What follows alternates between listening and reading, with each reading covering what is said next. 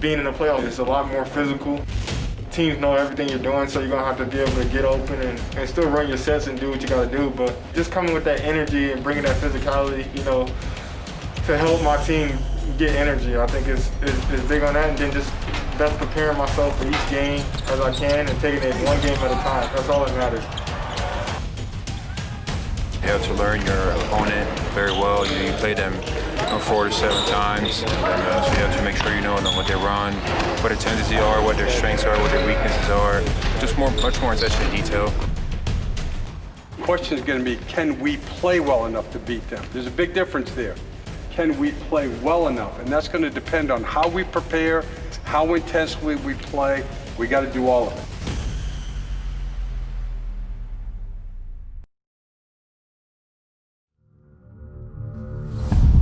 A gargantuan task for the Orlando Magic. They are shorthanded with regard to injuries, facing a Milwaukee team with the best record in the NBA and the reigning MVP. What a tall task to try and slow down Antetokounmpo in this Milwaukee club.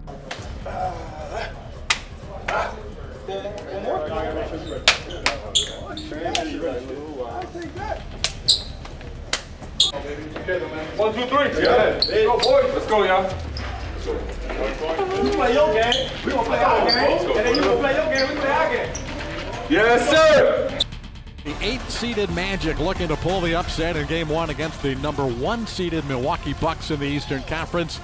Orlando will have to play a superlative game. Everybody must be at the top of their game.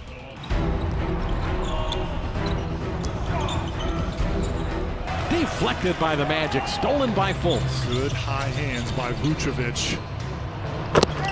Vucevic drills a 3, and Mike Budenholzer will take timeout.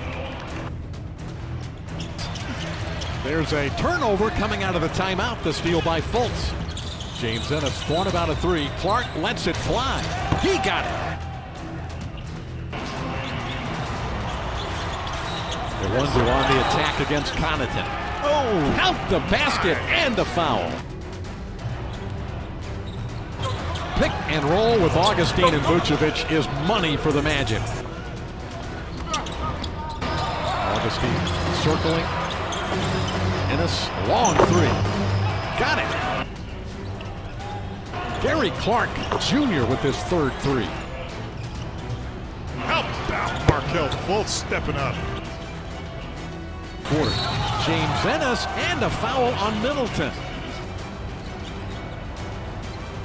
Giannis missed the follow. Antetokounmpo swatted from behind by Iwundu. Fultz winding his way through the Bucks defense. Augustine lets it fly for 3. He drills it. Nice. T. Ross away from Connaughton, throws it down. Fournier catch and shoot, drills it for 3. His first field goal of the game. Fournier got it for 3. 2 huge fourth-quarter threes by Evan Fournier. Markelle spins into traffic, bounces it to Vucevic. What a great pass by Markelle Fultz. Vooch with a soft touch finish. 35 for Vucevic. Orlando is going to win Game 1. They stunned the Milwaukee Bucks. 122 to 110, the final. We played smart defense and guys made plays. We didn't do anything today we're not capable of doing better in 2 days, okay? And you all know, right? We got to live it. But with that attitude right there, right, we have a chance to beat any team any night, right? It's not who you play, it's how you play. You guys played a hell of a game. Hell of a game. Yeah. Let's go. Together. 1, 2, 3. Together.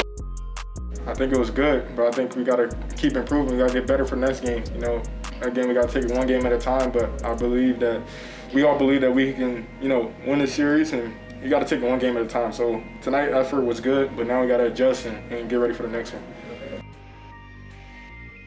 Hopefully, you know, we learned that, you know, one game is just, you know, one game, and you have to put it behind yourself and get ready for game 2. And against a great team like Milwaukee, you know, they're going to be able to respond, and they're going to come out, you know, aggressive, and they're going to try to take it to us right away.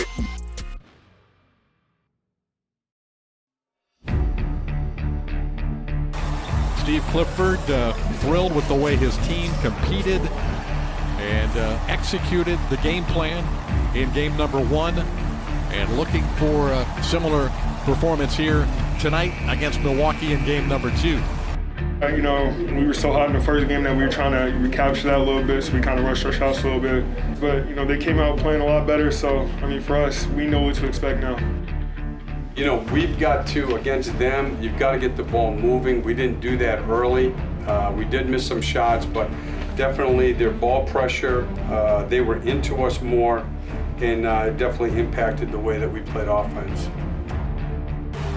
And that's going to be the end of the first half, a 21-point lead for the Bucks. Well, I think in the second half, we played with more composure offensively. You know, we didn't kind of rush into things. We weren't just taking the first good look we were getting. We're kind of making them work, and we were able to get a lot of very good looks, and we're shooting a little better, but you know, we didn't get stops on the other end. We have home court advantage. You know, the virtual fans going to go crazy. We're going to take advantage of that. No, I mean, no, but I think we showed that we can play, you know, very well with them. You know, we made a lot of mistakes tonight, and we still had a chance in the fourth. But you know, obviously we have to take care of those. They're a great team. They're going to get better as the series goes on, and you know, we have to do the same and match up with the intensity in their play. Steve Clifford knew that his team was going to be in for a battle tonight. Milwaukee would respond, and they have. We'll watch the film, and I think we'll do a lot better on Saturday.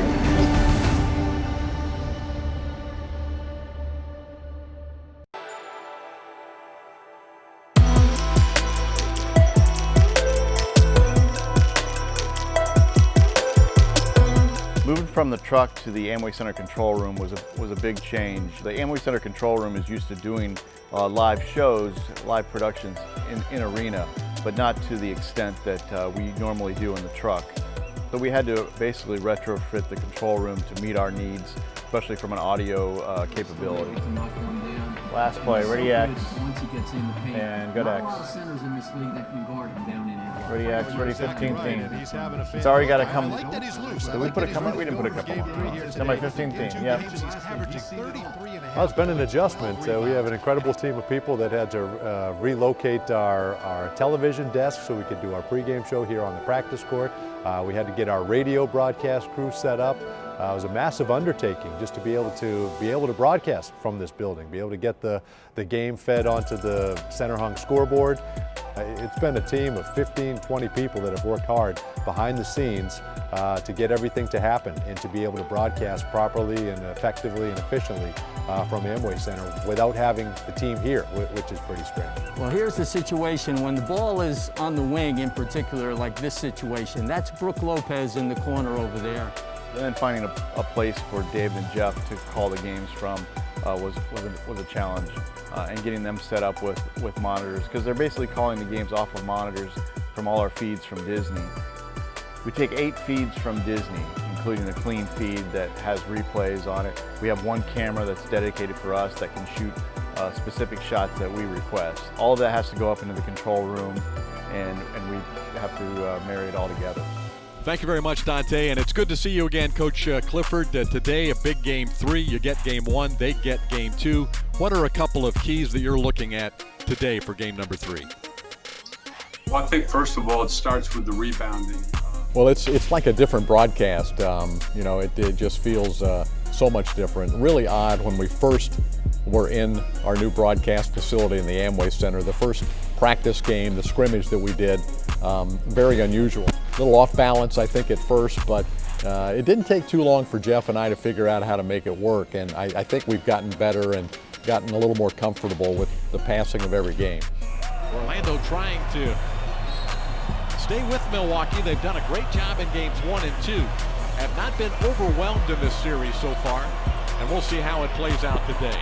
Milwaukee winning the opening tap, and here we go. Not being in the arena is really the biggest difference in that you can't see all of what's going on. You know, you only get to see whatever the television cameras that you have access to will show you.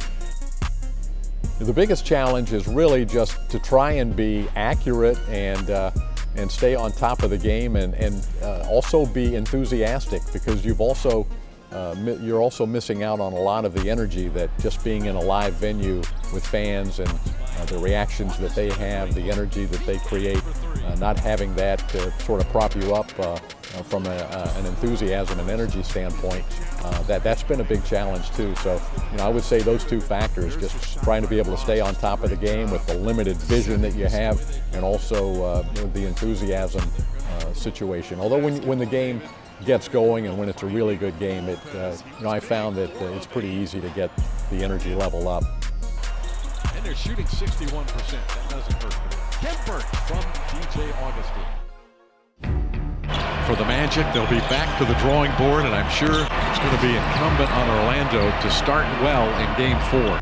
Have to get back to playing the way that we've played when we played well this year. Low turnover, win the free throw game, win the rebounding game, and limit their fast break points. The message is clear, man. We can still win this. It's not over. It's still early in the series. We have to fight. It's how all it's about. It's just fighting. We're gonna have to, put up a fight. It's the playoffs. Whatever happened in the prior game, all you can do is learn from it. Make sure you learn from your mistakes, see what you did wrong, and what we can do well to have a chance in Game 4. So we knew they were gonna take a step forward each game and play better, which they did, and we didn't do that. So it's on us to now respond in Game 4.